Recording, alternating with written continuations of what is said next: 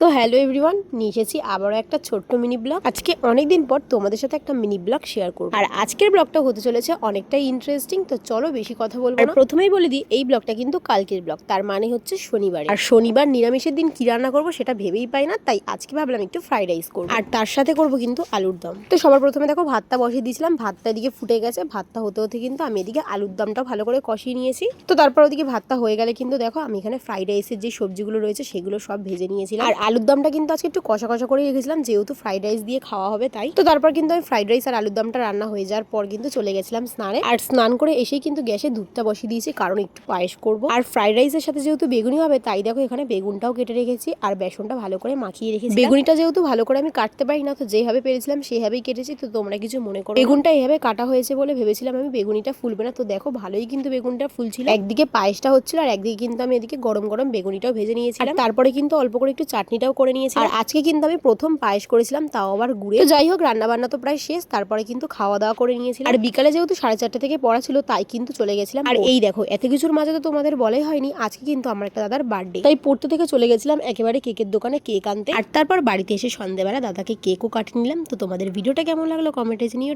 Tata.